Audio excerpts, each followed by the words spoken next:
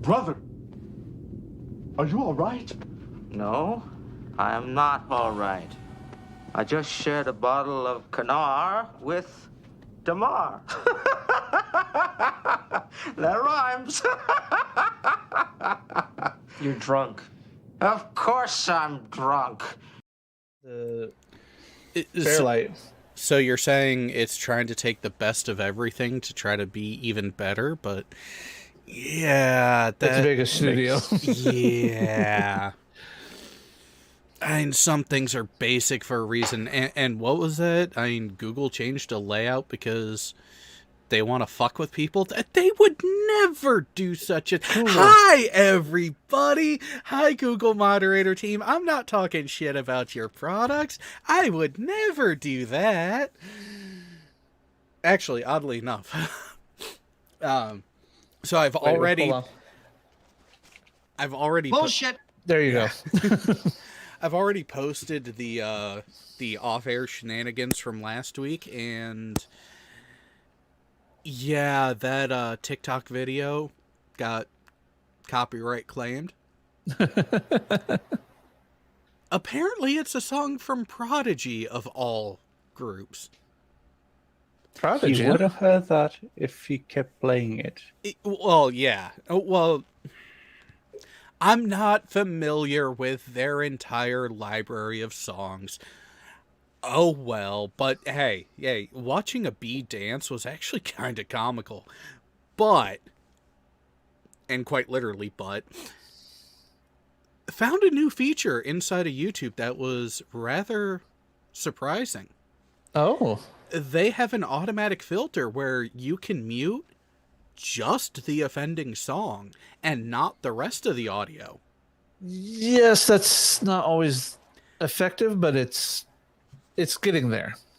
So what you're saying is essentially we can talk here on Canal with Damar, and you can just bleep out when no one's saying CBS, and people won't know that we're shit talking CBS. I don't know if it works that way. I think it's intended for stuff that's in their content ID. They can try to do a destructive filter on just those portions of it. I haven't heard the results yet. It just finished processing. So it's a nifty feature. It is something that kind of would make sense that they would have had longer, but it just gave me the option this time. None of the times before. Then again, I'm usually pretty good about, wait. Is that going to get claimed? Could that get claimed? Yeah, we'll kind of try to stray away from that bit of it, which... No, you're going to get claimed all the time. Hey, going yellow on monetization because certain bigger name media companies don't like my opinion of them is not a content ID claim. But if they start making it one, I'm gonna want some royalties on the thoughts inside my head, because that's obviously what they're pulling from and what they're claiming. I mean, you have people out there who want to assert intentions and ideas inside people's heads as if they know. I have a bad feeling about this. Oh, we can give you a good feeling, though. Which reminds me of a conversation that is probably going to have hilarious outcomes later. Anyways, so for those who have actually paid attention to the title and thumbnail, there is a topic, there is a question that came up that we're going to work through and discuss, and I honestly think it's a landslide and an easy decision, but who knows? I might be wrong, and that's not a bad thing. I'm not afraid of being wrong. So you'll never have me say something like that and then not be willing to clarify.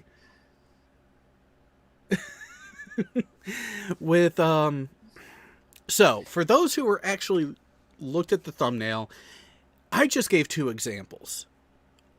It's not which character had more development, Garrick or Quark. Although both characters actually did have quite the progress and development through their time on screen. But more so, And I think we can thank Geo for this question. Which species had the more pronounced development and arc throughout their appearances on Trek? Now, since we're going with the species, we're not just limiting to one series. We can open it up to every series that they've appeared in.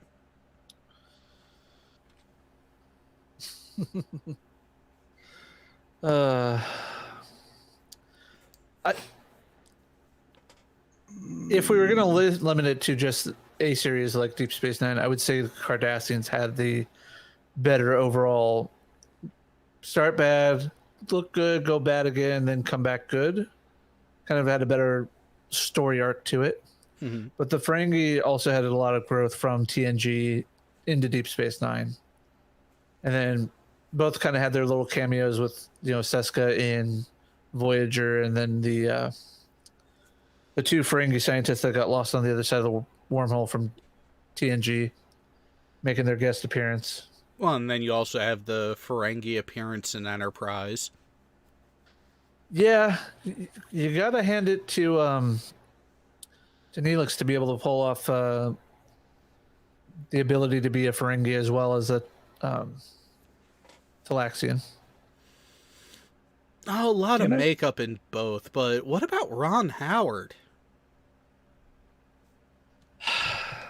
Do we have to talk about him? Oh, we'll get into that more. It's so. I would actually have to say, I lean towards the Cardassians actually having the more pronounced and more dramatic development. And I think, again, it's looking at it from a species standpoint. Mm-hmm. And this is where most of the development for both was shown in Deep Space Nine. But you have that foundation that was laid in TNG for both. The Ferengi, the Ferengi as a species didn't really start to change until towards the very end of DS9. Like, yes, Zach was kind of crazy at times, insane at others, and wanted to implement some changes, but then reversed them and was like, nah, I was just under, well, one of them, he was quite literally under a mind wipe of the wormhole aliens, the prophets, who realized, hey, yeah, you guys are just a touch too aggressive. Here, let's fix that for ya. So you have those instances of change of the Ferengi, and you have some character development of Quark and Rom, and why am I blanking on his name now? Nog, yes. You get individual character development with the Ferengi. You didn't really get a societal type of progression and change until Rom was made Nagus. So with that, you have equal character development on both. You have a fair amount of individual development from both. But when it comes to the species as a whole, the Cardassians kind of got fucked over by both themselves and decisions that their people in power have made. And you actually got to see a dramatic societal change, a shift, where they were in the state before anyone and anything else type of mindset that started to get established in TNG, carried on through the first seasons of DS9. Then the Dominion showed up. Then the Dominion came to the Alpha Quadrant, and the Cardassians buddied up to them initially, and then got screwed over, and got angry, and then got even. Now, granted, a lot of that change was later in season 6 and 7, but when you have a high-ranking Cardassian military member, state, national, global, entire union leadership representative going to a former Bajoran freedom fighter for help. That's a big step. That is actually a big move. And just looking at that, I would actually say that the way that the Cardassians played out during the series, starting with TNG, they pulled a reverse Klingon. They went from being this mostly militaristic, mostly having these people in power, mostly having the kind of really fucking shifty, untrustworthy people in power, to actually trying to get a good government. To trying to get a government that was more made by all the people there. Not equal representation, but more representation between the different people in such a way that it wasn't just the Obsidian Order. It wasn't just the higher up military leaders. You mean they were trying to go a post-Soviet collapse way of doing government? More like that, yes. And No, that's not a beer. Oops. No, but the Cardassians as a species, just when you look at it, I think that they were actually going to brighter times looking forwards from the events of DS9 than the Ferengi necessarily were.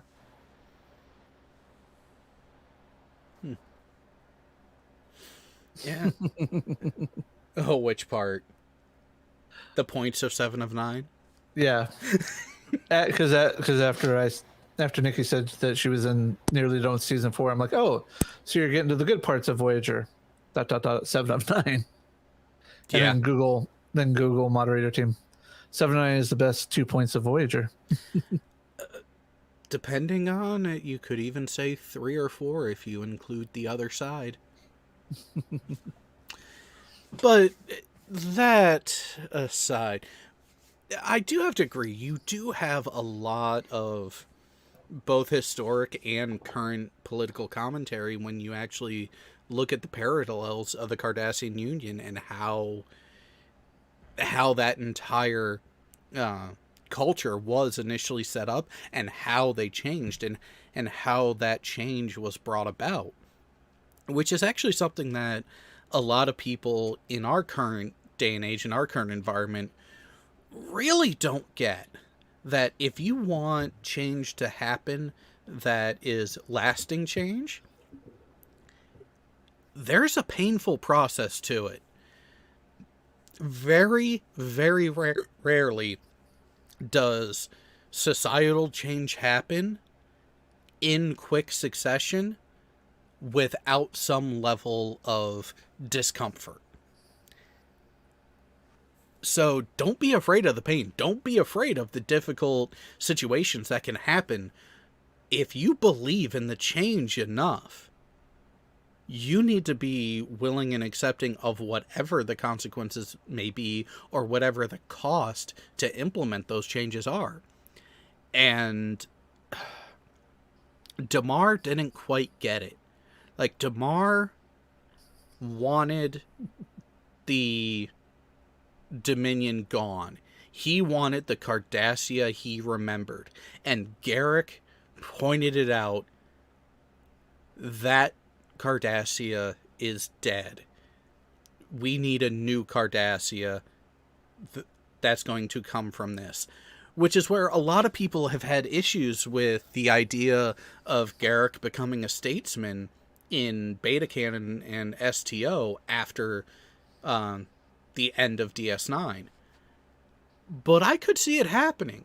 I could see Garrick playing and pulling on the strings and being an advisor in the background initially, but having too many people fuck it up and him saying, you know what, no, if you guys are going to keep screwing it up, I'm going to do it myself. All right, here's what we need to do. And him becoming more hands-on out of necessity for the people. Because where we are at this point in watching DS9 on the server, Garrick still is pushing the virtuous idea of state before self in his conversations and in his interactions with Bashir when it comes to the literature and the material that they're discussing as really part of a cultural exchange between the two, which I think is a touch that goes overlooked in the series. Just those nuances of that relationship, of those interactions between the characters, you don't get much of an appreciation for from a lot of people who tried to do commentary and reviews over the series and in general, or even specific episodes or plot lines. It's almost like these people have a short attention span and aren't able to actually focus on shit. Maybe that's No. why I want to get this shit now that's, the STD and Pickard. We don't really get anything where you really have to have a long attention span. Woo! Explosion. Someone just got fucking knocked off the feet at 100 years of age and smacked the head against the fucking pavement. Oh, but he's fine. He's just fine. Whatever could happen. Apart from, the brain being spread all across the fucking ground. But details. Oh, but it's the 25th century. They can do anything. You can have an 80-year-old man get knocked on his ass on a concrete building and slide and just sit up and brush it off. Well, you can, if it's all a bad dream. And he's just, I don't know, senile, sitting somewhere at home. Everything happening in the series just being him dreaming back and his dementia kicking in. But do you really think they're going to play that kind of card and actually be able to do it effectively? Oh, I would have fucking hoped they would at the end of season 1. But now it seems like they're not just trying to go balls deep in this. They're already buying the fucking baby clothes for the, what should have been a fucking abortion of a series. Yeah, so a side tangent here on this one. I'm making a prediction now. In season 2 of Picard, if Q snaps his fingers or does his thing and makes Picard into a full biological human again, I'm done. No. I can see them doing that. I think that's what they're going to do with Q being there. And it is so fucking cheap, so fucking predictable of an idea or concept. Why? Why even bother writing the entire season if you're just going to end up doing that? Because they want to.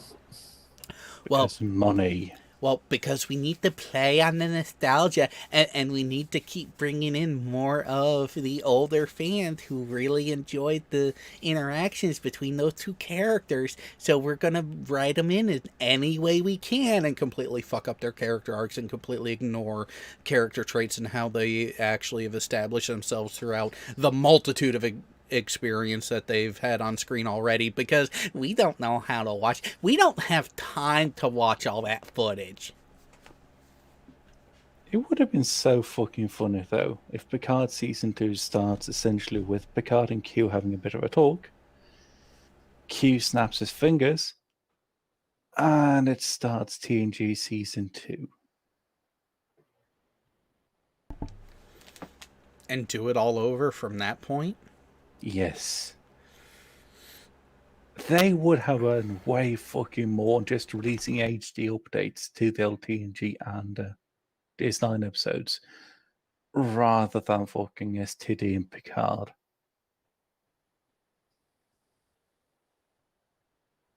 And mind you, people would have at least fucking watched that and liked it. Especially certain episodes involving, let's see here, Kira, some involving Deanna Troy, some involving some other people, and other things in HD I'm not going to mention here because this might not be the right avenue for it. But, stuff, things. I don't know. Kira's body with Quark's head on it? Well, Hey, don't king shame Nikki. Well, the only really bad thing there would be, though, sharp teeth. You already have the handlebars. Yeah, I'm a giver, not a receiver, so slightly less of a concern for me.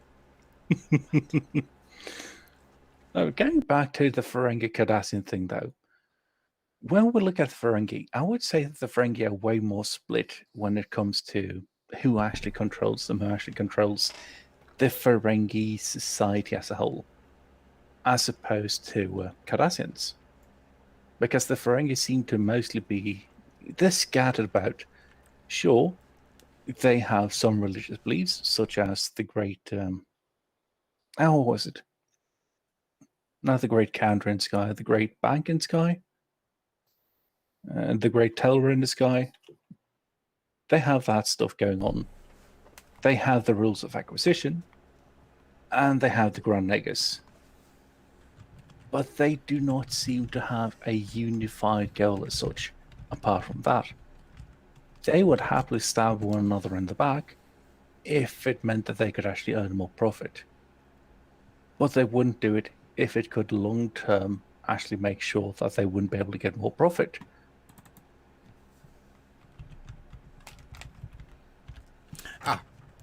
The name that you were looking for Ferengi Heaven was the Divine Treasury. It's the one. The great treasure in the sky. Yeah, and that, with the way that the Ferengi have been set up as the ultimate critique and review of a capitalist society where profit is the thing that you go after, profit is the metric for success, it would make sense that that would infiltrate into the spiritual beliefs. I find some of the commentary really interesting, especially in episodes like Little Green Men, where Nog is going over the history of humanity, and Quark is like, wait a minute, how long ago were they trying to irradiate themselves? And we're supposed to trust them?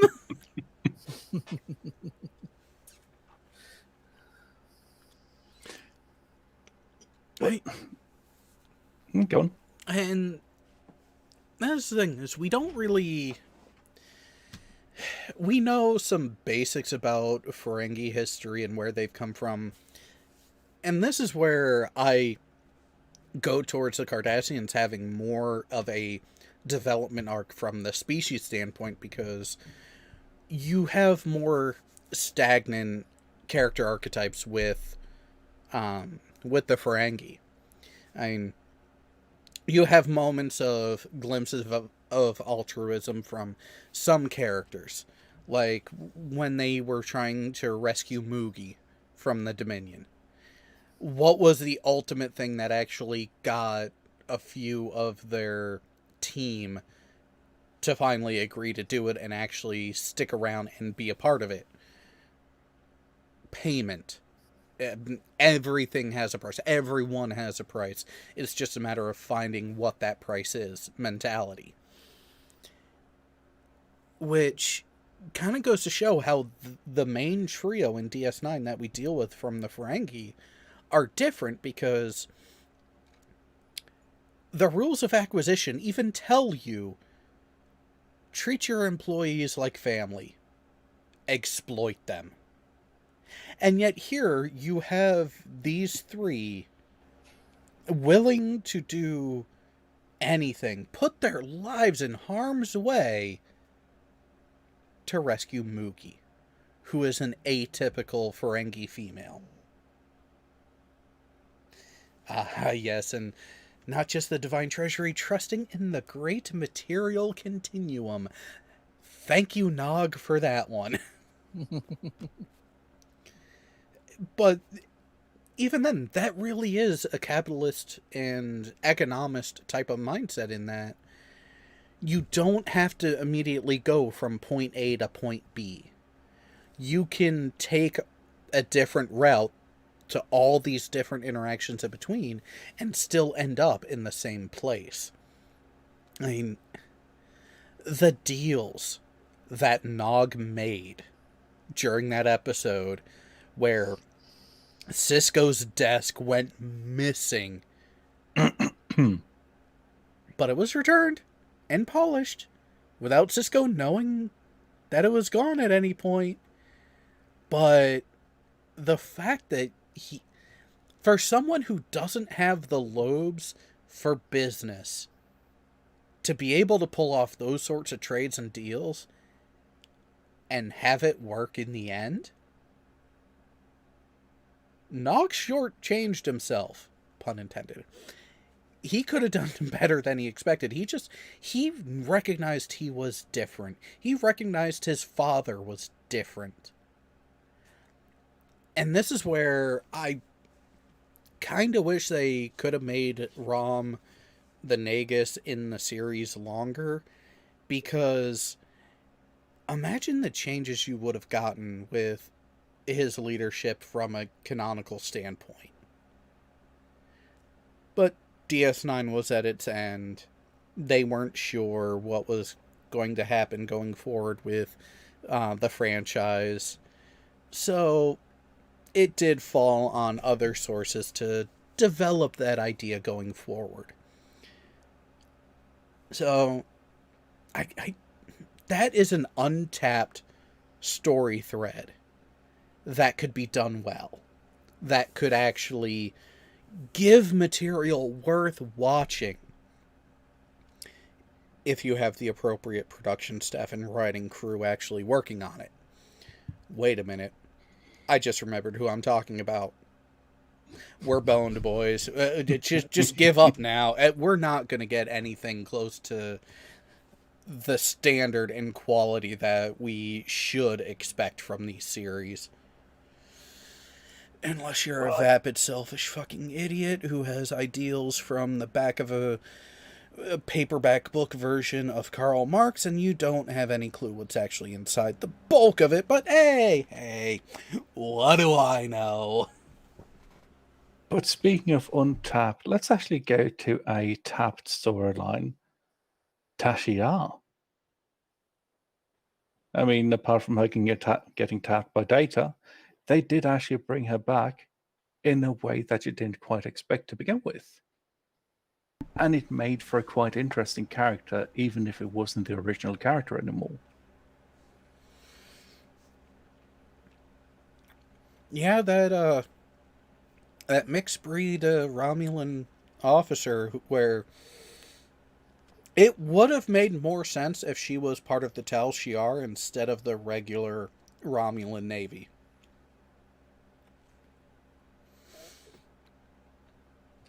Then again, they would actually have to trust her, and the Tal Shiar seem to be, not going to say that they're racist about it, but they don't seem to like anything where you could have a split allegiance in any way.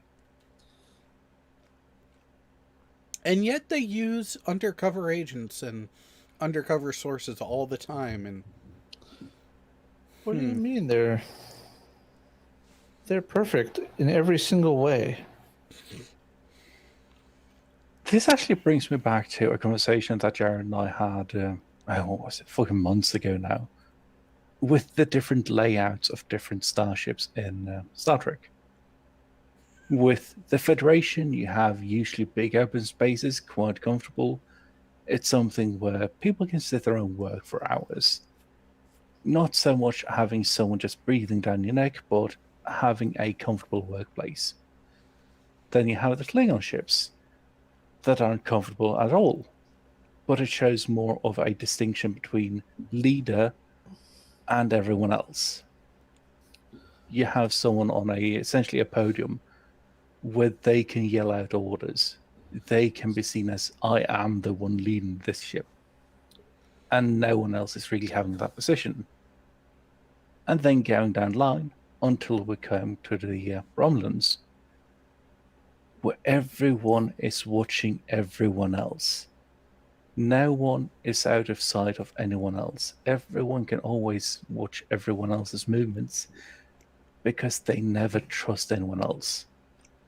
You never know if the person across the room is going to be an operative or a secret operative or an operative that's there to watch you whilst you're an operative as well.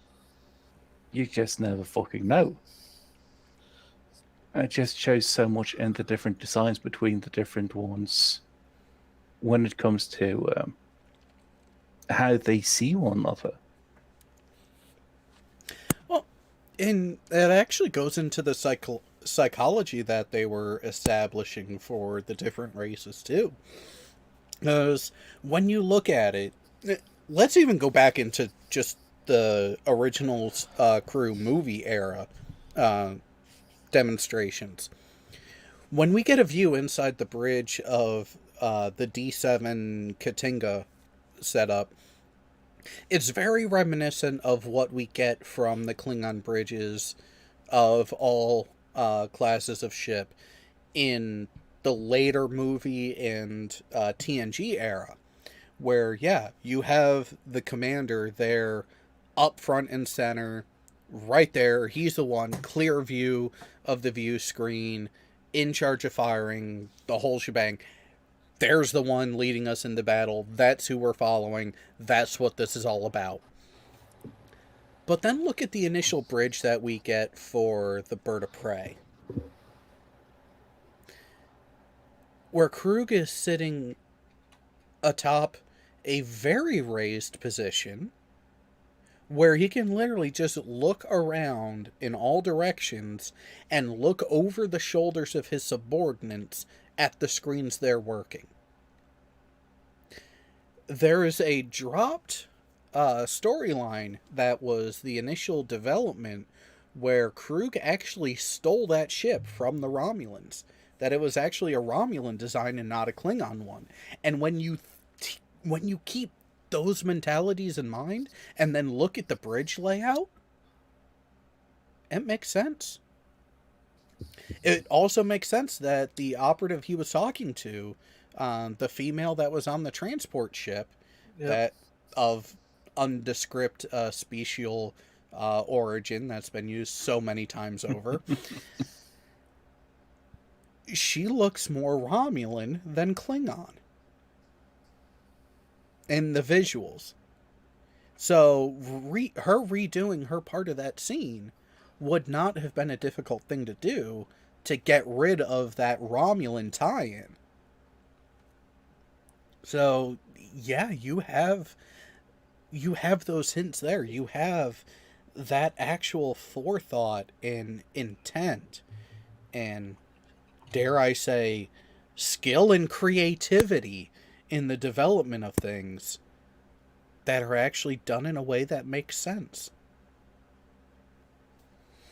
And actually being able to show the mentality of the majority of the species that's actually in space. Because if you think about it, a Klingon openly wouldn't admit to just, stabbing another Klingon in the back. In private and actually doing it, though, that's different. But most of the time, when they do want to do something, they do it face to face. They don't care about actually sitting with their backs towards someone because they expect it to be one of those things where they don't get their throat slit from behind.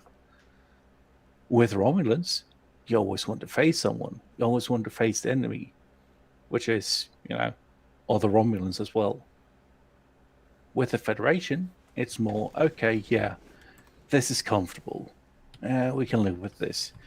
Do we have a bit of footrest here somewhere? The Vulcans, it's all about the functionality. It's all function. And then a bit of, just slight bit of form just added on top of it. and being able to actually understand that this is the way that the different species overall think, the same way that the Vorta and all of themselves do not find any pleasure in art. They just don't see it. There's no use for it. Yeah. So we actually had a question from Google moderator team of all people. Did we ever see the bridge of a Cardassian warship? And yes, and we also saw as close to the full interior of a Cardassian cargo ship too, which had similar layout, where you have the main operator stations either in line with the commanding officer station, or to where the commanding officer, similar to the Romulans, can look down and look over at what's going on with the primary two stations in front of them. But the Cardassians were almost as paranoid as the Romulans, so I could see a bit of that going in.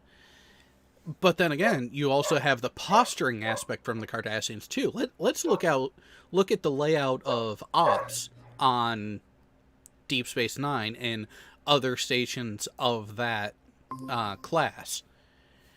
Where was his office? Where was the prefect's office? Up above everyone else, so he can literally look down and over everything that's going on. Jay, you have another image to that too now Okay. in the internal chat. Yep.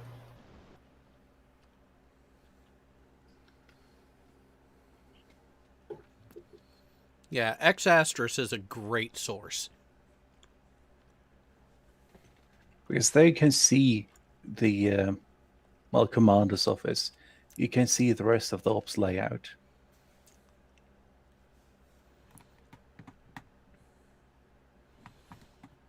Yeah, let's go ahead and zoom in on that a bit. Let's make it a little easier to see. So you have some trusted lesser view stuff around the periphery, around the external walls. But you have that duplicity, you have that duality there where you have multiple tiers of things going on.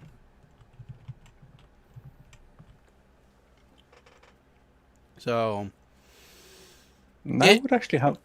Go on. No, go ahead. I would have loved seeing the design of the Cardassian ships moving forward from the events of DS9 and just seeing the way that they developed after that.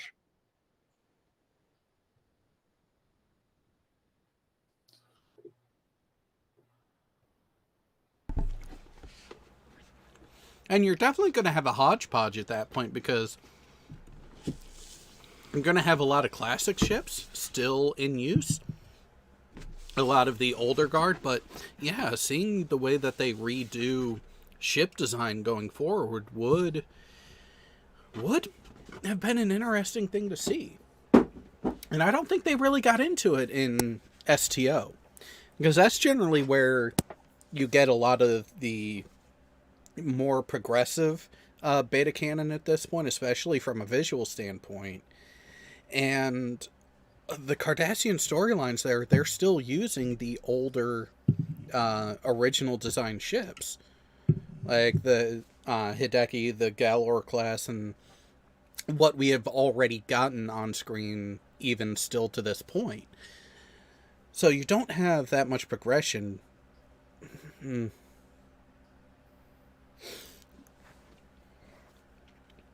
then again, we didn't really get... How many ships of the Ferengi did we actually get to see? 2? Oh, we saw the shuttle. Yeah, the shuttle and the Marauder. Those really are the 2 Ferengi ships that we've ever really seen. Because even in Enterprise, when they had a chance to bring on something new, they were using the shuttle again.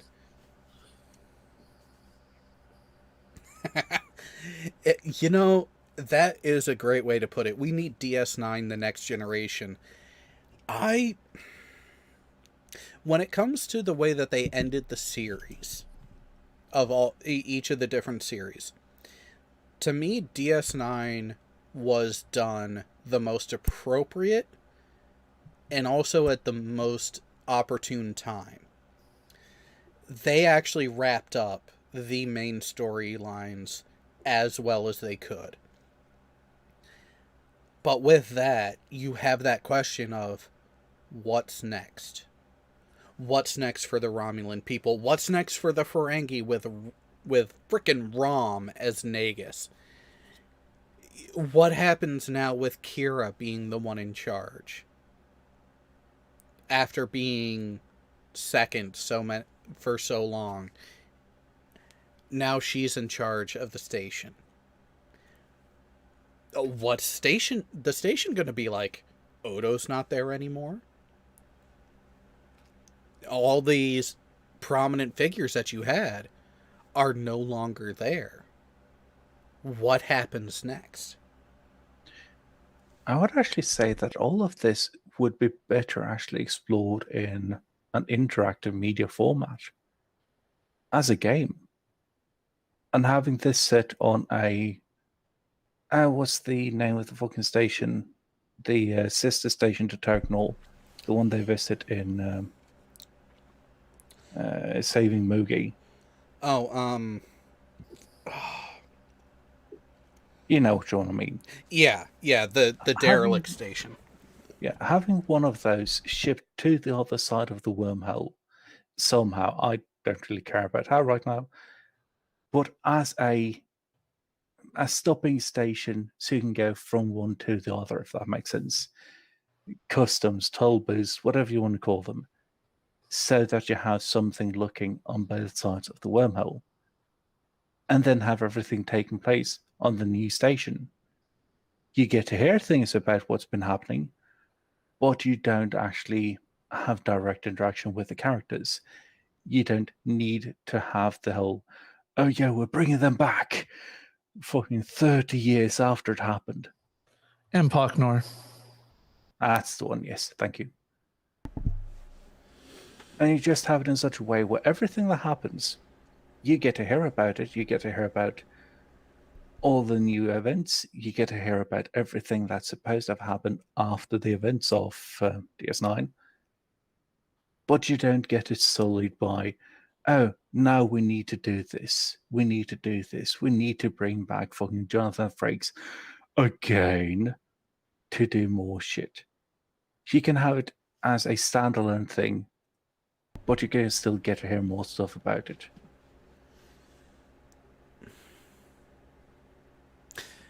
I think part of it, and this is the torpedoing of the franchise that's going on, is while Star Trek has always been a political commentary, it's been subtle political commentary and not political preaching. And that is the problem with the writing staff and creative staff they have, is they're relying on the preachiness. And so I agree, going to even an MMO format like Star Trek Online, doing the progression there in that sort of environment, that sort of setting, you're going to get the creative team, the writers who are focused on the content and the actual nature, the actual core personality of the franchise, and stick to it and not lose themselves and think they're more important than they actually are. So that would be interesting to see. Because so many series out there, they do time jumps in between installations within the series. And I get it. You're trying to tell a larger story, so you're going to jump over segments of time that might be kind of repetitive and everything. But at the same time, I want to know what happened to DS9 immediately following the departure of the emissary. I want to know what happened immediately after Paul Muad'Dib took over the Golden Throne from Shaddam IV. I don't want to jump 20, 30 years down the road and have to piece together the history through unreliable sources at best. I want to see what actually happened. I want to see the mechanisms, because political posturing and political the political games, the intrigue, the diplomacy, all of those interactions, they never stop. The game is never over. So why try to chop it up as if, oh, this game's over, now we got to start a new one? No. It's still the same game. It's just a different pivot. It's a different period. It's a different quarter. It's a different inning. However you want to break up the segments of the game is never over. There's no time limit. There's no end. There are no true winners or losers in this game, gentlemen. It just keeps going. But that's if you actually want to embrace that whole subversive side of politics going on. Considering that we now have writing staff that can't really understand politics at all, I kind of doubt that that's going to happen. When you start thinking that politics is all the very broad strokes, politics is all about these major events, you're really fucking losing grip of it. You don't know what the fuck you're doing. Politics isn't, oh yes, now we need to do this. Politics isn't, oh, now we need to go out and protest, we need to demonstrate this. Politics isn't, oh yeah, now they've signed this paper that says this. Politics is everything that came before that. Politics is the 80 hours of work going through, looking at what's been written, rewriting it, having fucking meetings, going over why is it that we want this? Can anyone come up with why this is a good idea, a bad idea? And then finally getting a document that can actually be signed. That's politics. Politics is talking to fucking people over a cup of coffee on a sunny afternoon. That's part of politics. The whole writing of the fucking paper, that's the smallest part, but that's everything that people seem to remember. Well, wait a minute.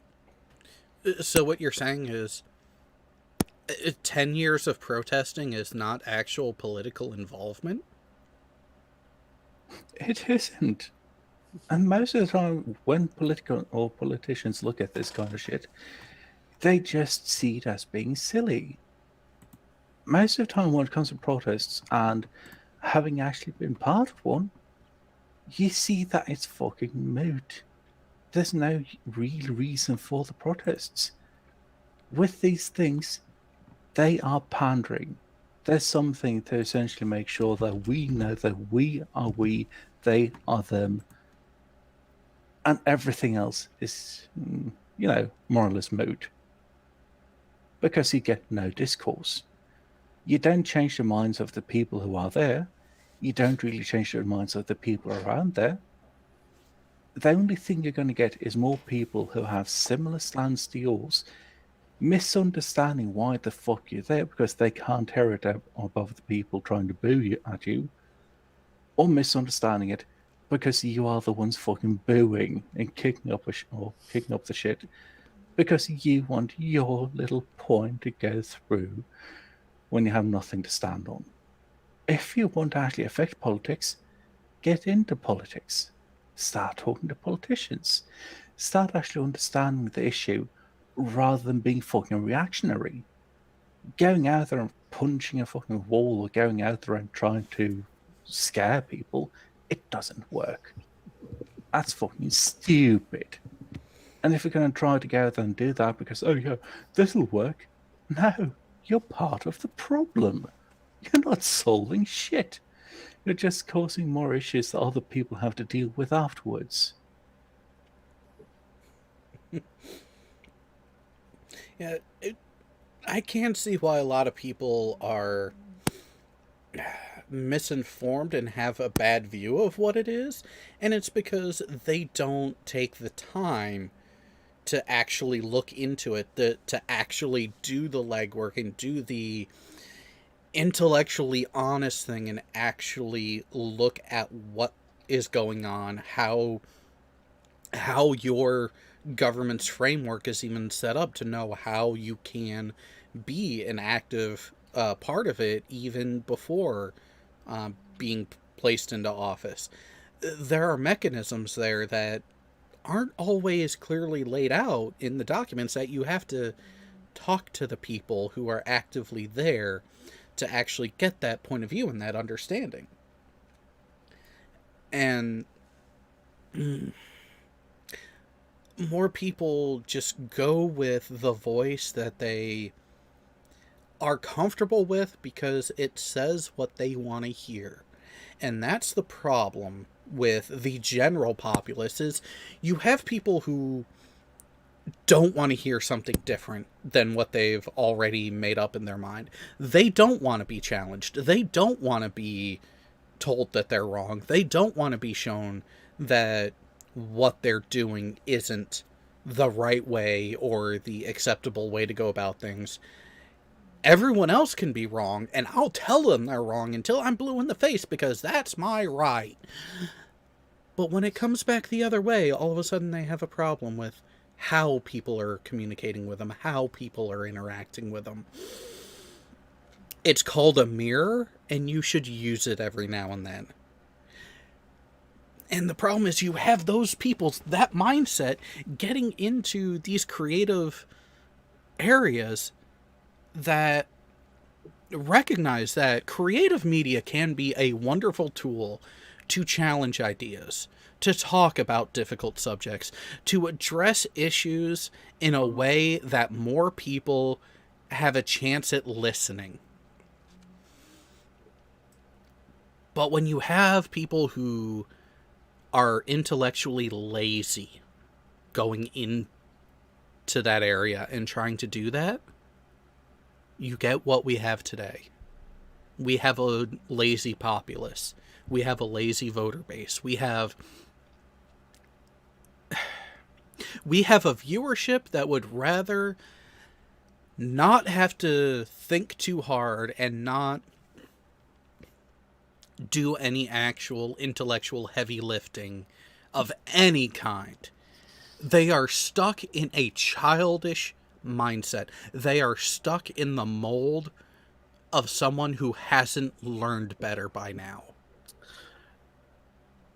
I equate it to the people in high school that run for office of president and treasurer of your student body, trying to get running on the platform of, we're going to make the cost of the vending machine cheaper, so you don't have to pay as much to get whatever's inside it, or free. You know what I mean?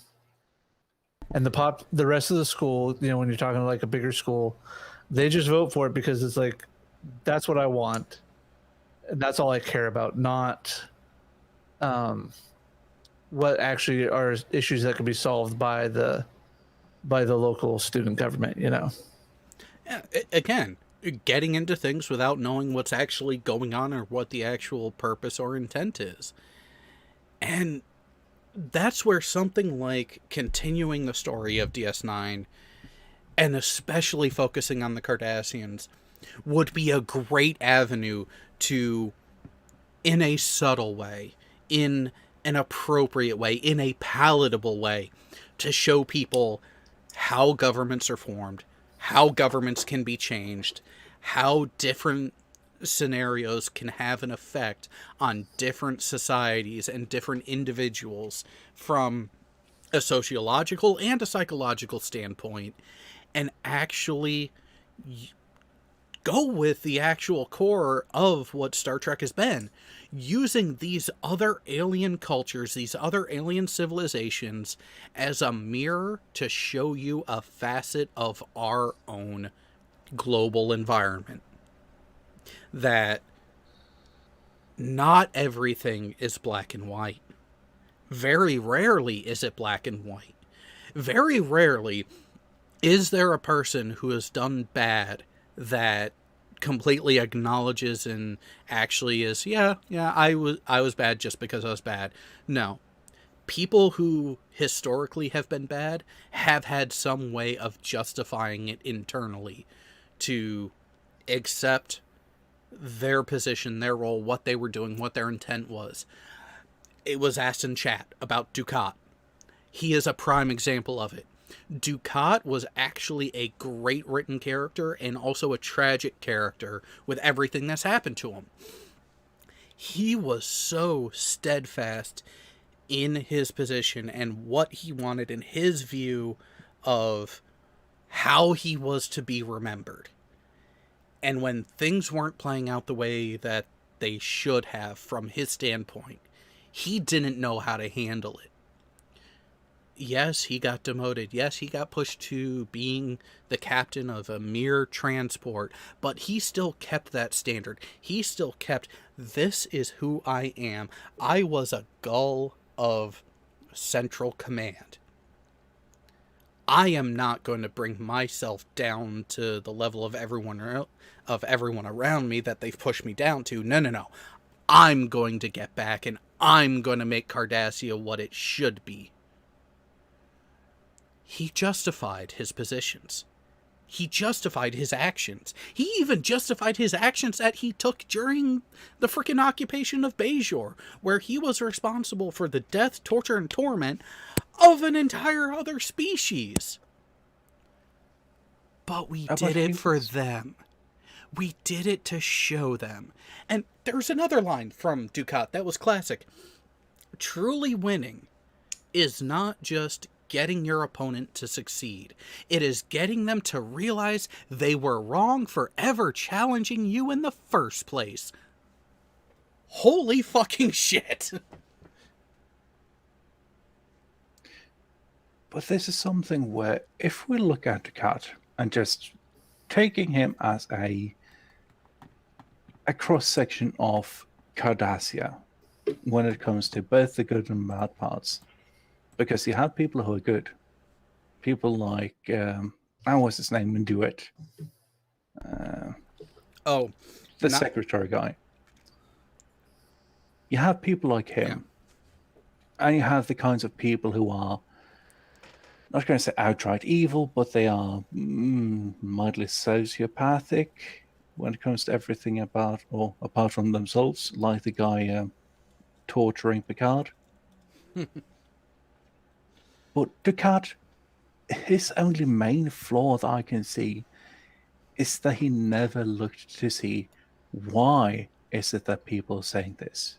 He never looked to see why are they doing this. Had he done that, had he taken a few moments just to look at that and then rectified his actions accordingly, I think that he would have been fucking unstoppable. Because he had the drive, he had the motivation, he had everything he needed in order to become a great leader. Everything apart from that small part of humility, that small part of, am I actually doing the right thing? And is it something that other people can actually agree on it as well? Yeah, having that external voice of reason in check is actually what a lot of those characters and a lot of those people in real life who end up in those situations, they don't have. They don't have, or they have, but they completely shit on the person who is asking them those questions, who is challenging them, who is trying to get them to say on an appropriate, intellectually and ethically honest level. You gotta be able to have those tough conversations about, is what I'm doing the right thing? Is what I'm doing going to get to the goal that is most beneficial for everyone involved? And can you have that conversation with someone who has the balls, integrity, and ethics to tell you, no, you're screwing this up, if you are in fact screwing it up? That is something that I've noticed has been lacking from the overlap of the current 3 generations right now. Is you have very few people who are actually willing to listen to the genuine criticism. And part of that is you have a personality type that just wants to levy shit against people, but do it under the guise of, oh, I'm just asking questions. I'm just trying to be critical. I just want to understand. Being disingenuous in their delivery undermines the purpose and the intent of being able to ask those questions in the first place.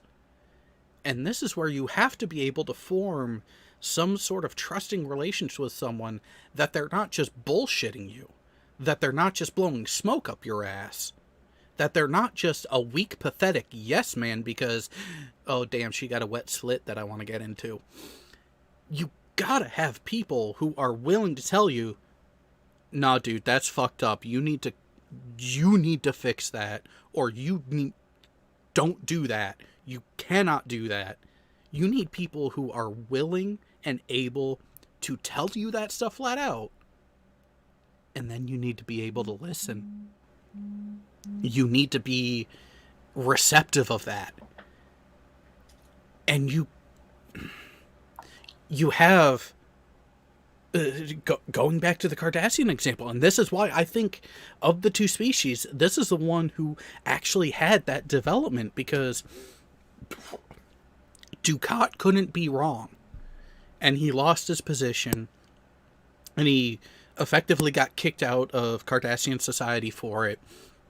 And he went down his path of self-destruction and destruction in other ways as a result of it. But then you have the guy who replaced him, Damar. Damar recognized that, okay, Dukat fucked up. Dukat made these mistakes. Dukat didn't listen and didn't recognize everything. He was too selfish. So Damar overcorrected. Tried to correct and tried to be what he thought Cardassia needed. But he overcorrected. He went so far from the selfish standpoint into complete unselfishness that was ineffective. And that's where Garrick was like, no, you're fighting for a Cardassia that's never going to be again. That Cardassia, his vision of Cardassia is dead. We need a new Cardassia. And in the interim, after Damar got kicked out of leadership by the Dominion, towards the end of the Dominion War, you have that that character was weak-willed, weak-minded. I just got into this position of power. Both guys before me were ousted because they were too outspoken and too strong-headed. I want to live, so yeah. You want me to do and say what? All right. I will go and do and say that. You have that pathetic middle ground with no power, no influence in a position that calls for it. You have that much dichotomy, that much disparity between 3 people in succession who held the same position. Why not keep that going? Why not explore that further? And that's where I would have loved to see even just a mini-series.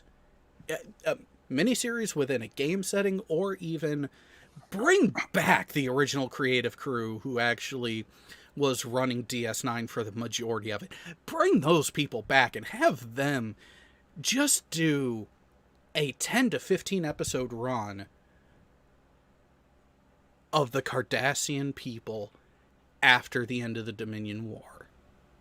to get the ball rolling on that. How fucking phenomenal of a show would that be? I think, though, that what you're talking about there, and kind of more recently, and this is Star Trek or Star Trek Week, but I kind of have to jump genres here. We have a case where we have a woman that people were lauding because, oh yeah, but she's going to make everything good. She's going to make it great again. And she completely ruined so fucking much. And people are still lauding her because she made some rather controversial statements that some people just jumped on. Yes, we're talking about KK, Kathleen fucking Kennedy, and how she took the Rise of Skywalker. Wait, what's that one?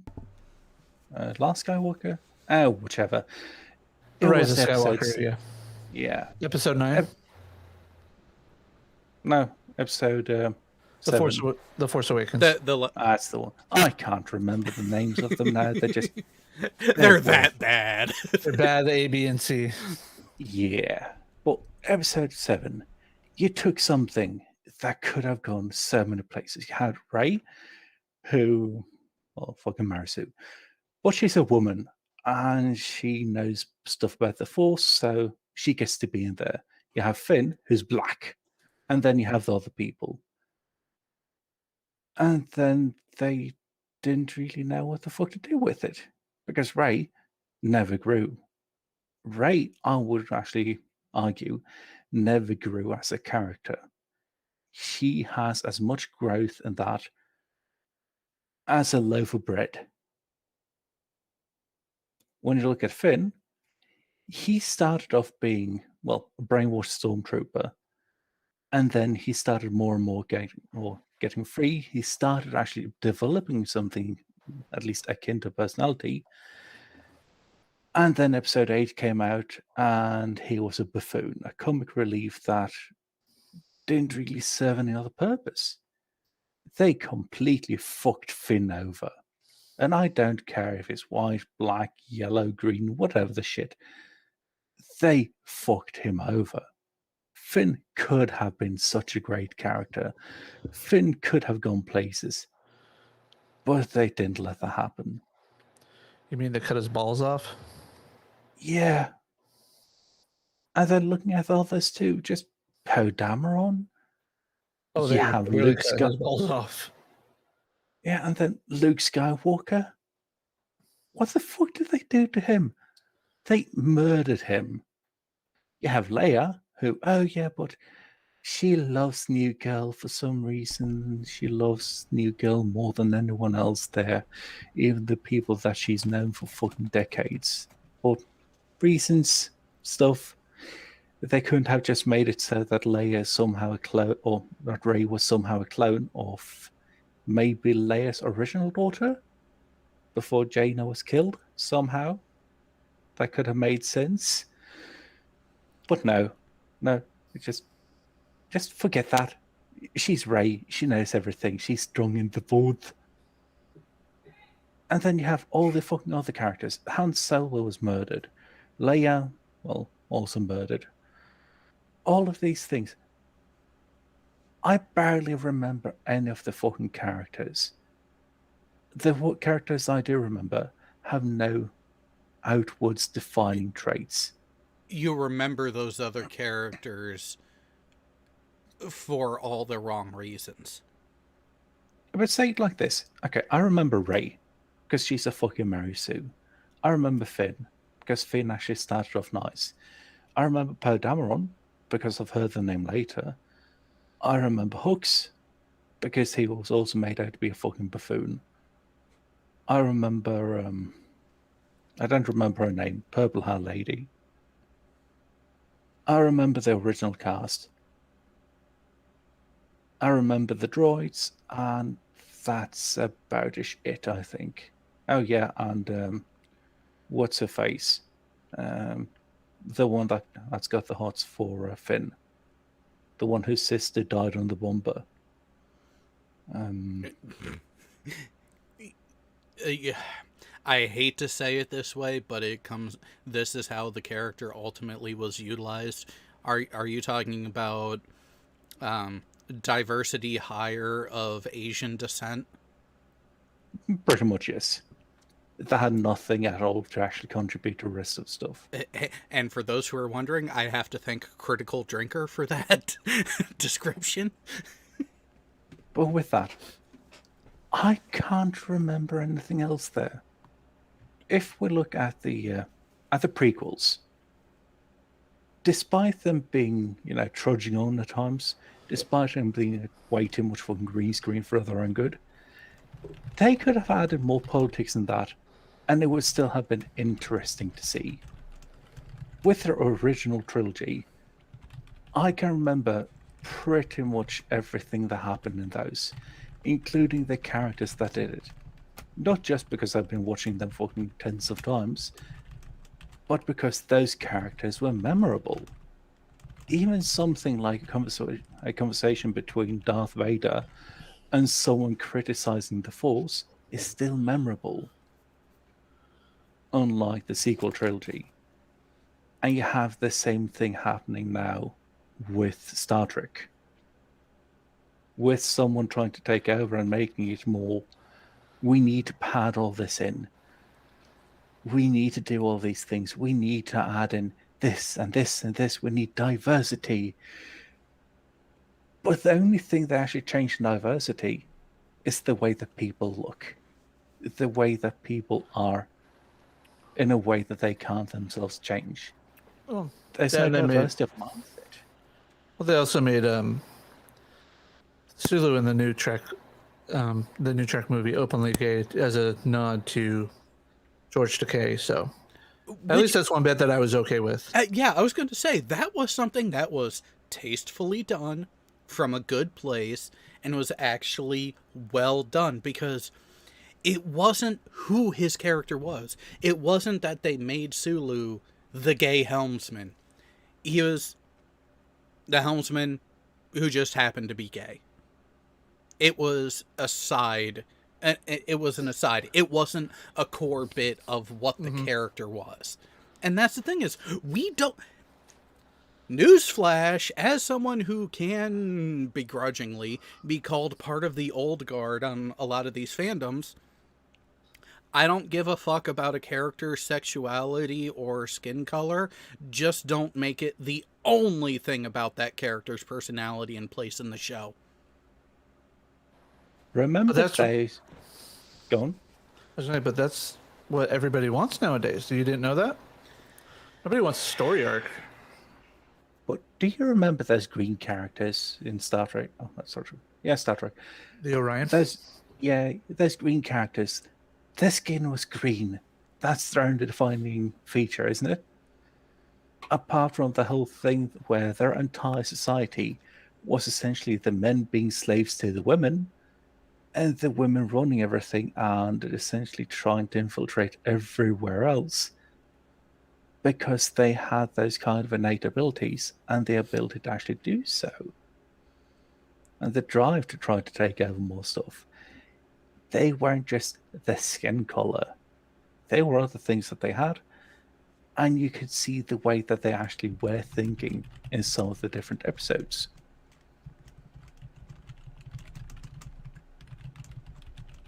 Not just a drink that you give to Scotty.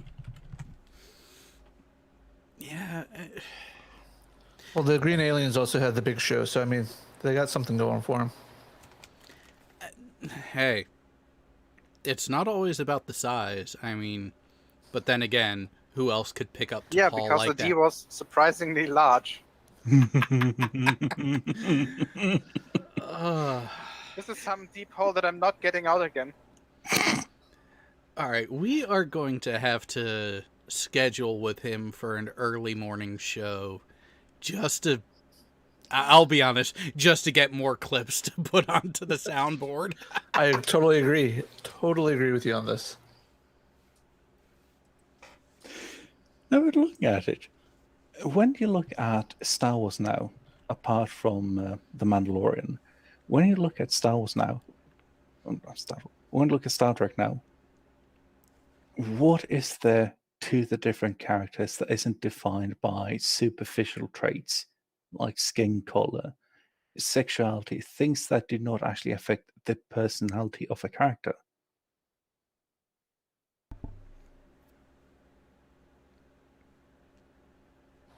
Picard's two Romulan assistants at the beginning of the series. You mean Yeah. the Irish Romulans? Yeah. That actually, had some personality. You don't know their whole backstory, but you at least know enough that they were Tal Shiar and that they just trying to help out now that they're, working for him, So the two throwaway characters in the entire series were essentially more, let's say, charismatic and actually had more impact than everything else. Yep. And that's sad. So I had to pin this message because it really sums it up in 5 words from Rodent. We want characters, not caricatures. Is that really a hard concept to understand? And the sad part is it's not just limited to one series. It's not just limited to one franchise. It's all of them right now. It's all over the current Star Trek iterations. It's all over Star Wars.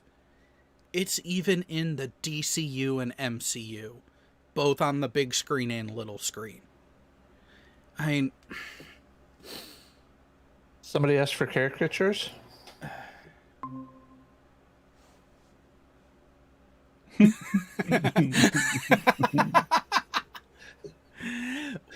well, I couldn't help it. that one's not wrong. It is pretty accurate. But that was something I think the current showrunners were, especially on the Star Trek side, were expecting a reception closer to what they got. Nice. Closer to what they got with the JJ verse. While the JJ verse didn't pull at the box office like they were hoping to, especially after the first one, it was criticized, but it wasn't completely demolished. It didn't elicit the level of what the fuck. Well, I mean, to be fair to the JJ verse, they came out and said basically that this isn't going to be your dad's Star Trek. This is going to be something different. Yes, we're going to play with the characters, but all in all, it's not going to be what you're used to expecting in the Star Trek universe. And that left it open to us as the old guard fans to be like, okay, we'll give you a shot. Let's see how this goes.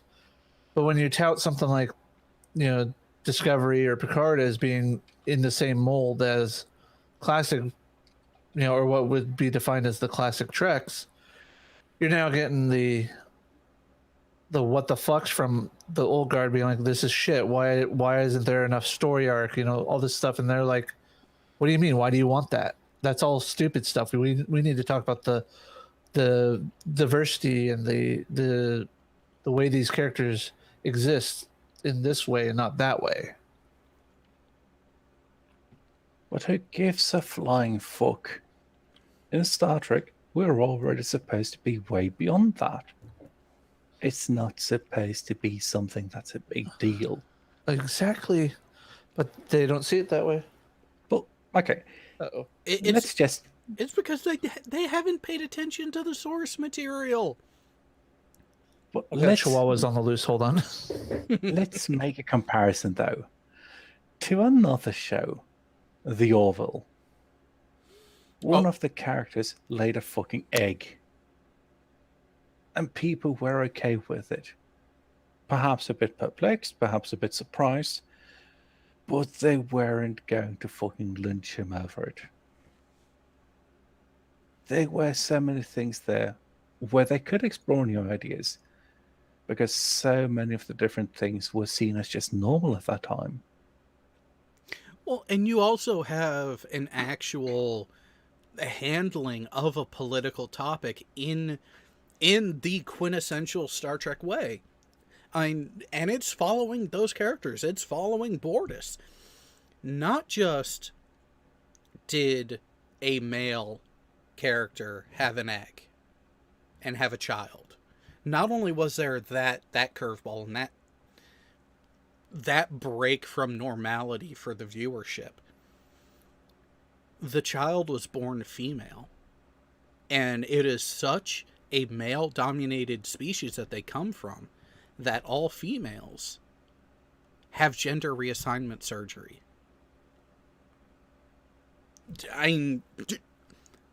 They went to that sensitive of a topic, and yet they were able to handle it, and they were able to talk about it, and they were able to actually give commentary from both sides of the argument there in that framework. This is why I say that while Whedon could be a good choice to run a Star Trek series and do it well, I guarantee you McFarlane would do it better. Not just because of my view of McFarlane over Whedon, but McFarlane has been doing it already with the Orville. The Orville is the spiritual successor to what made Star Trek as a franchise what it was for them to start leeching off of like they have the past few years. McFarlane is a fan of Star Trek like we are. Maybe even more so, because motherfucker actually got onto the set of one. Don't hate. Yeah. Okay, you can hate a little bit, but you know. I look at Orville as basically a gap between Enterprise, basically where Enterprise left off, where they're talking about, where they're showing him the founding of the Federation, and TOS. That's a gap where you're still trying to get over the prejudices a bit of things, but you're more evolved than where we were before, but not quite where we need to be, where Star Trek promised we would be, so to speak, you know. Yeah, with the way the Orville presents itself, it fits in where Discovery is trying to wedge itself, or at least for seasons 1 and 2. Well, see here, the issue is that if people actually start getting into this, if the people I wrote, that place that shall not be named, actually get wind of they need McFarlane to do this, how much do you want to bet that they're going to bring in fucking Todd McFarlane and not Seth? You know, at this point, that would still be an improvement. Not by much, but it would be an improvement. It's going to be Spawn in space. Well, I mean, if you think about it, though, you know, Spawn in space is a solid C+, whereas Discovery is a solid D-. I mean, it's an improvement, but barely. But how bad is it that that's the level of acceptance of an improvement that we have right now? Like, we would take that over what we have now. An admitted marginal increase. We would take that over what's currently being offered. And if you really want to go at it, Spawn is black, so even if they do want the diversity, yeah, still going to have it. Yeah, that is an interesting piece of work. I think interesting is the best way to describe it. Yeah, and interesting isn't inherently bad. Well, and can we give the casting director at least a little bit of credit for not completely butchering the appearance of the characters when they cast for the JJ verse movies? I think so, yeah. And let's be honest with this too. When we look at the JJ verse, or at least the beginning movies there, they didn't try to be old Star Trek. They didn't try to be Trek like that. They took the premise and then they did something new with it. I can agree with that. I can agree with making sure that you're actually well aware of what's going on and then trying to make it something new. Not what they're trying to do now, more with, oh yeah, but this is exactly the same way there was before. No, it isn't. Go fuck yourself. This isn't the way the Trek used to be. STD isn't the way the Trek used to be. I don't know. Kirk had a Picard few I isn't heard. like Trek used to be. How often do you recall in TNG where a fucking space elf just jumped out of nowhere and cut someone's head off? Or even in DS9, which was a much more violent show. Yeah, what solidified for me that they were out of touch was when the interviews were being released after the airing of that third episode of Picard. And Kurtzman was talking about how lauded and accepted and beloved the Game of Thrones series was. Did he stop listening after season 5? Yeah. Because I will agree with him. Up through season 5, Game of Thrones, all the negative commentary were nitpicks and were questions about a lot of the side stories and subplots and minutia that you can go into in a book that you can't go into on screen. It was nitpicking at its finest. But then season 6 happened. And then season 7. And the show just went in the fucking tank. But When did they have Starbucks it was loved by all. When did they have Starbucks in the Middle Ages, by the way? Well, to be fair, it's not exactly the Middle Ages. It really is a truly separate and isolated universe. So why the fuck is there a Starbucks in general? Well, they're capitalists, so they probably sold it off to the Ferengis. True. In Joss's defense, he does really well with character arcs, story arcs over multiple episodes while still being relatively self-contained episodic TV. Yes. I will agree that Whedon would be a vast improvement over Kurtzman.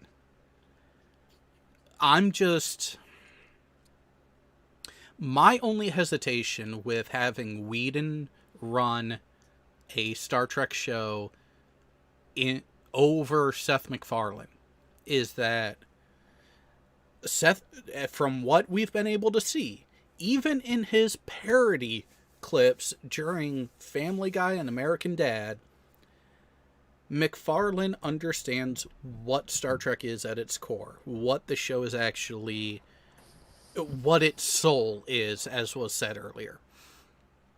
Whedon, I don't know if he could do that.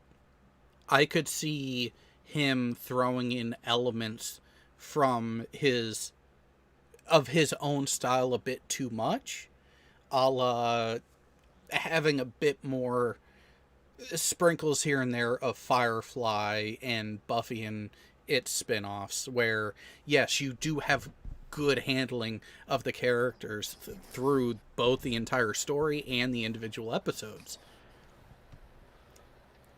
But how much creative license is he going to try to put in there? That's my hesitation. Again, I'm willing to be wrong. I would love to be shown wrong on this stuff. Show me that someone else can handle it and do it right. Prove me wrong. That is all I'm asking with this. As a viewership, let's hold them to the standard that, hey, This is what we actually expect from you. You're not meeting it. Do better. Where is the problem there? Actually, I think that Whedon could do with the Star Trek thing if he got the right premise. On a Yeah. Federation starship? Fuck no. Nah, nope. That wouldn't work. On something like a smuggler, a cargo ship, something where you don't actually have the, let's say, the heavy hand of the Federation just trying to steer everything. If he were to redirect season 1 of Picard, I think it would turn out a lot better than it did. Because again, A snail could do that. well, hello. I mean, who were we talking about here when it came to Picard? Is it Kurtzman again? Yeah. Okay. I have Salsa here that could write a better script than he could.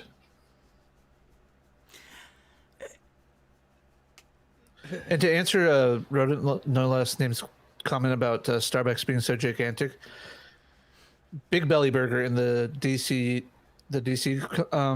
Arrowverse is a perfect example of that too. Yes, I know it's almost dinner time. Go wait.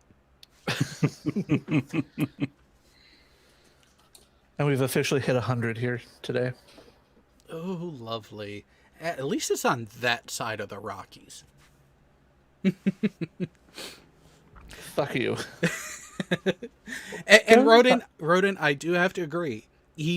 That style he was able to do in Buffy, but he hasn't really shown that capability otherwise. And that's where I'm willing to give him a chance. I would love to see an improvement. Although, wait, how about this?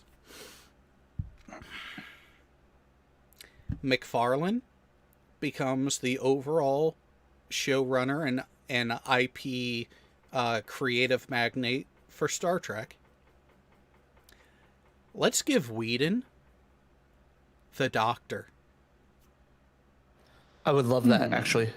I could actually see that working. And Where's Furball with his opinion? Control. Oh, is that Leon? And sole creative control. Well, yeah, make Whedon, put him in the Russell T Davies, Stephen Moffat complete showrunner role that the BBC likes to do with its shows. Give him that ultimate control of Doctor Who. I could see that working.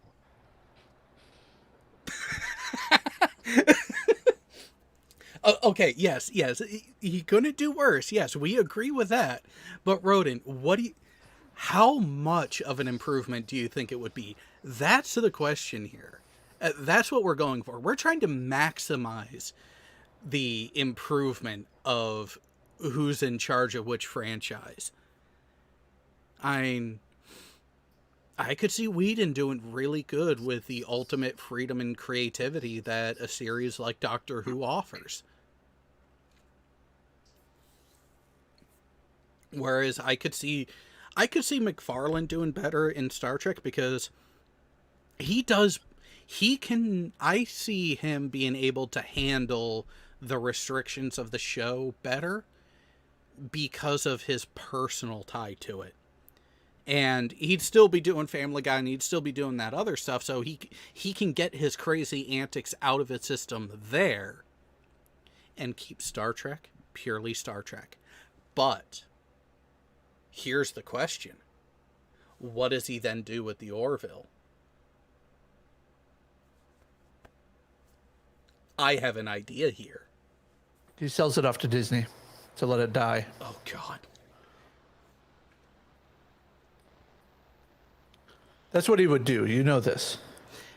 No. If he got his hands on Star Trek and he was here you go. Anything you want to do, you do it. Have at it. We want to get our fan base back. He's going to look and be like, sorry, Orville. I got a better idea, though.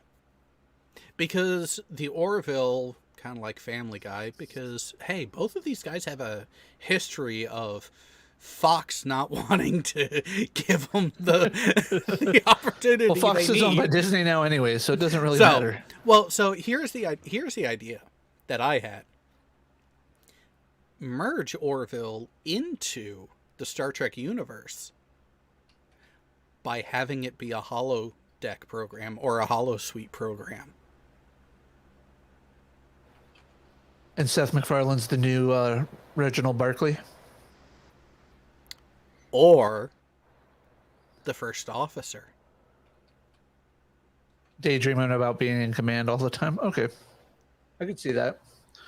It's no worse than the end of Star Trek Enterprise anyway, so. Yeah. Well, and that's actually kind of what I brought in. My thought was, because you could have such believability and self-contained stories happen on the holodeck, as was already hinted to through Reg. Why not meld them in that way?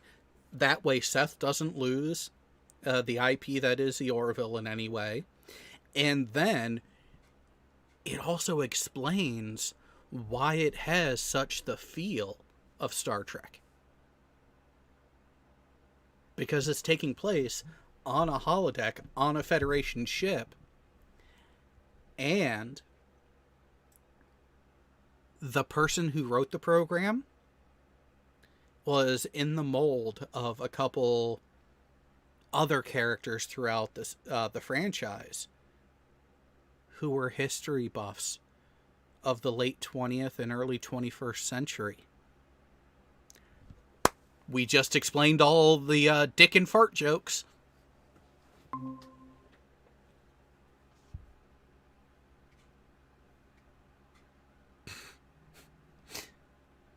Yeah, I'd call that an excessive heat warning. I would have been so much worse here. Ooh. But, Jay, look at those overnight low temps.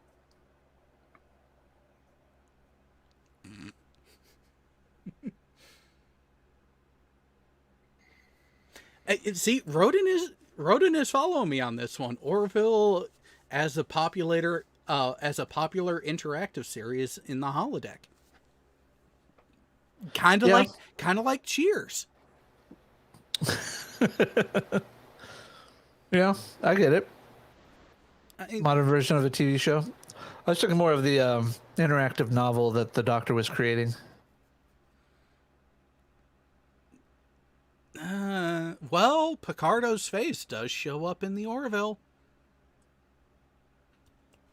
What? You know, I saw his. I was looking through IMDb and on a show that I've been watching recently, and he appeared in something I did not expect. Let's see if I can find it.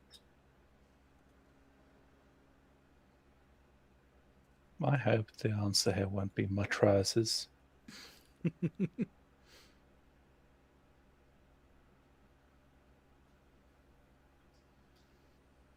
It could be worse.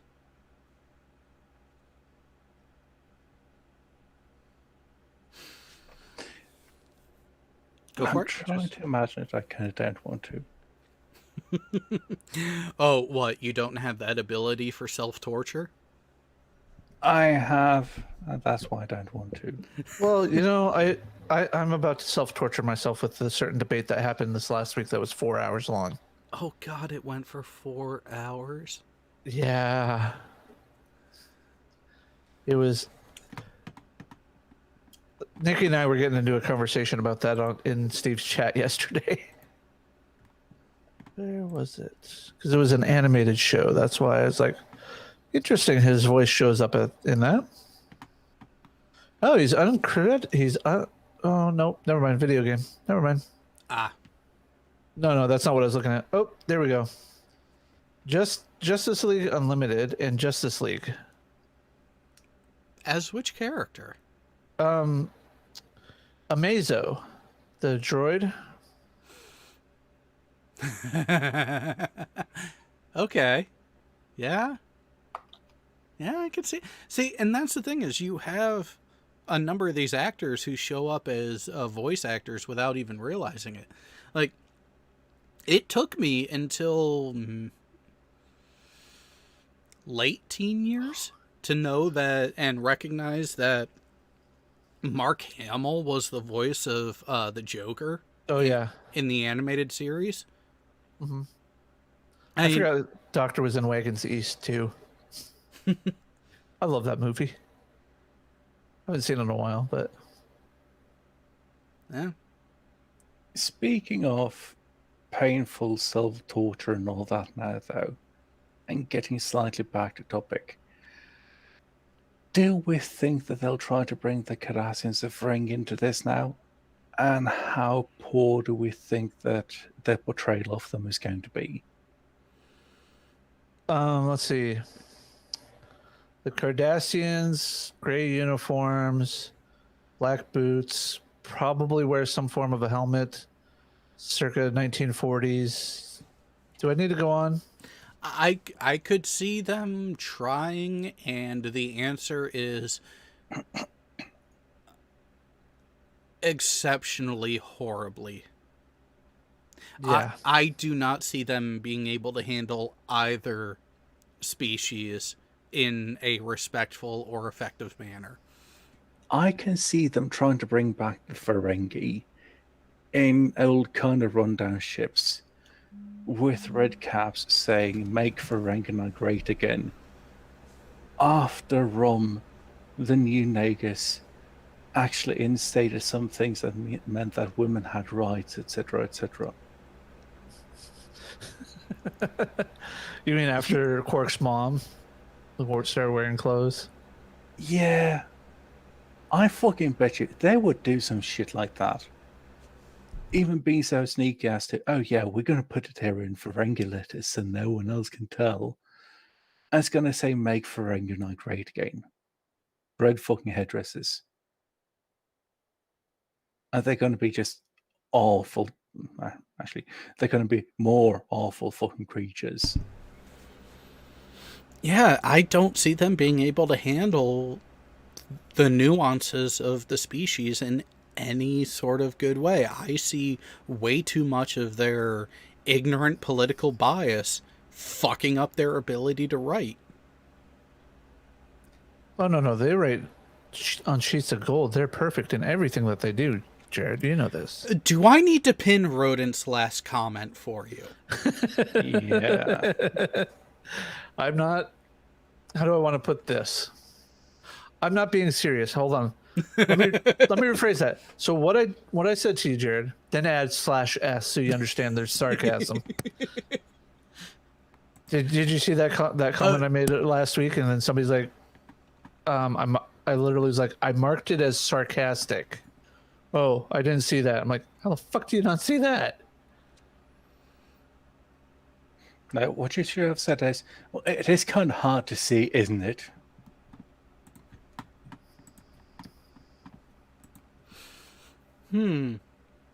Interesting. Ooh. Oh, and another one that popped in there that I was like, oh, what the fuck? Why do I know that voice? Oh, yeah, it's Odo. He's also in Justice League and Justice League Unlimited. Yeah, I knew that one, but his voice is that recognizable. He's everywhere, though. He's well, you know who else is in Justice League Unlimited? One-Way Yoon and Shran. Oh, Jeffrey Combs is everywhere. I mean, you can't mistake Clancy Brown's voice. Everybody knows when you hear it, you know it, and you're like, oh yeah, there's that one. Sorry, Career Sergeant Zim. Would you like to know more? Let's see, we had J.K. Simmons in a few of these too. You know, that I saw a meme the other day that was rather interesting. So there was a comment, I think it was from Hobgoblin, who said that you never really know someone until you see them right as they're dying.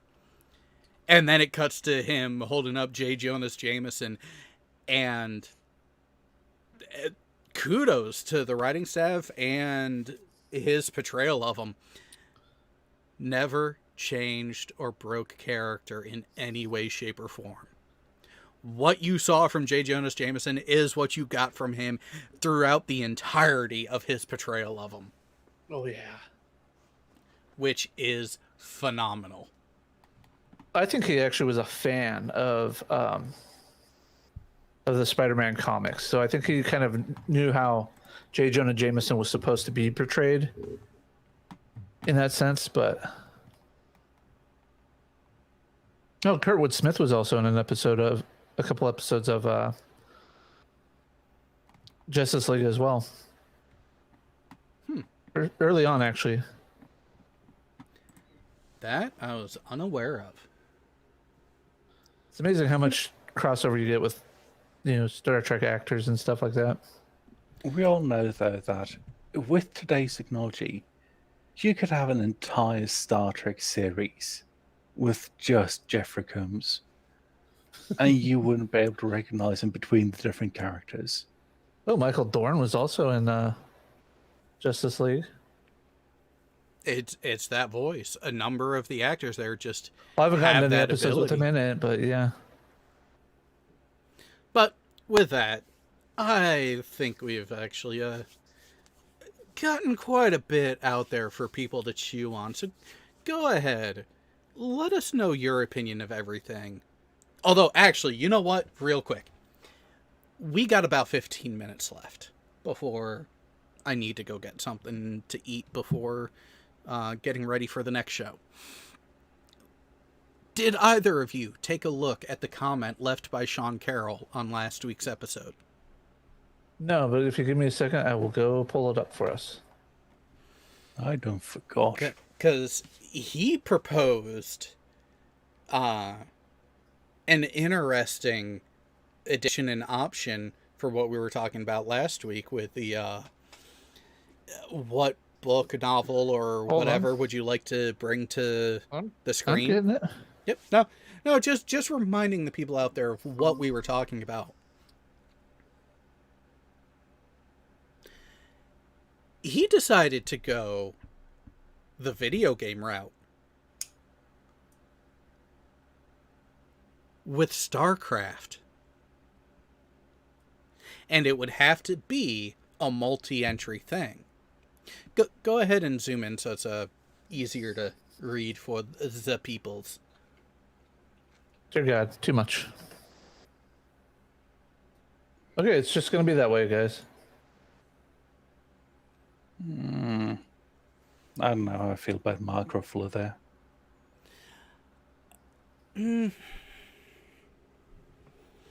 See, I hadn't gotten down to it, but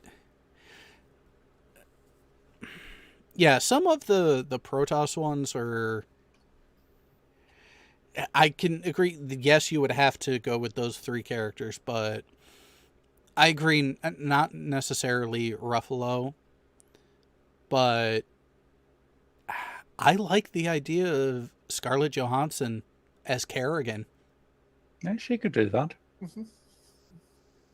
I think I would actually like Vin Diesel as Tazadar. Because, mind you, I think Vin he could pull Diesel it is off. actually good at voice acting. Oh, yeah. Yeah, that... Yeah, Vin Diesel would be a good choice there. Or, what about Eldris Elba as one of the Protoss?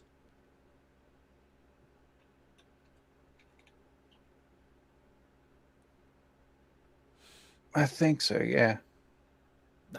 Again, So the voice actor needs to pull off the righteous indignation and sarcasm. well, it's more having that presence. Oh, I already got David Tennant. Ooh. Yeah, Tenet would be a good one. I mean, if you listen to his portrayal of Scrooge McDuck in the new DuckTales, which actually was not a bad series at all. I didn't see that. I'm more thinking of his appearance in the Harry Potter franchise. Oh yeah, no, He has a lot of versatility. Yep. Eric Avari. Okay. Jaffa from Stargate. The Grand Inquisitor from Zork. Yeah. See, that's the thing with that sort of series. There are enough characters that show up that could be an interesting one. And because the way the game was laid out, the game did have enough of a fixed storyline that, yeah, that I'll allow that one, and that could actually be rather interesting. And if done right with the right creative team to it, I think you could have better success with that than they did with the World of Warcraft attempt at a movie. Oh yeah, and you know, it would be a great voice actor for any female parts. Jennifer Hale. Ooh, yeah.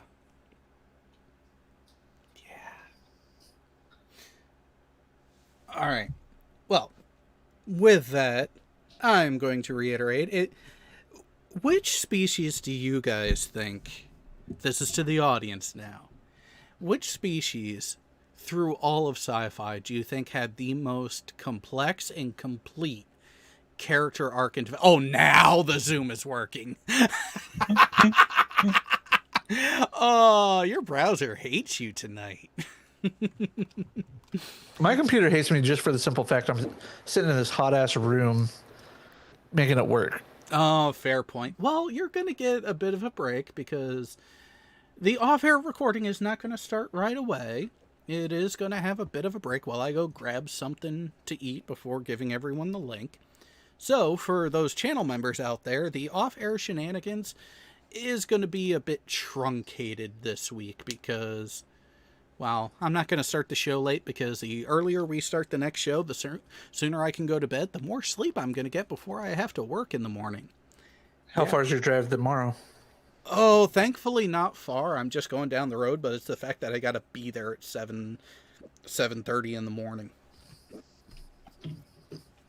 So, yeah, early morning, but it's a quick application of an update, so I won't be there too long, thankfully.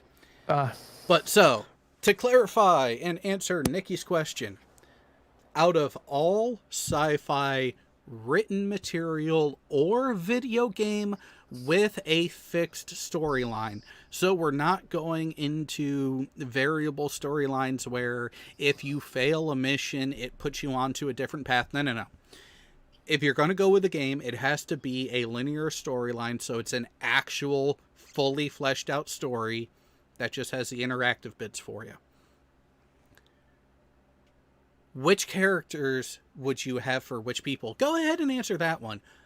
But also, out of all of sci-fi, species development, not individual characters, which species has had the most complex and diverse change of personality, change and fully fleshing out?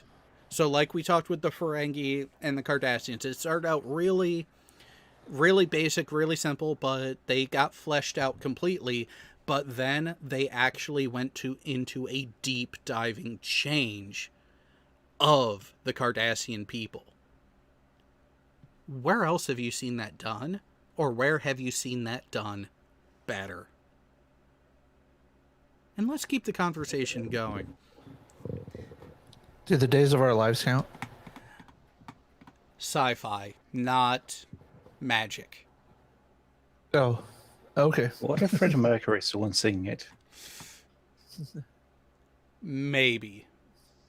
I might allow it. You're going to have to give me a good argument on why it fits. But if the Freddie Mercury. Okay, that gives you points in your favor, but I need more than that. I need more of the story. Is the story worthy of it? Because that's the whole thing. Give me a good story, and I'm going to give you a good chance to do just about anything. Maybe even to me. Maybe even with me. I don't know. guess you'll have to tune in for the next show and find out just how far I'm willing to go.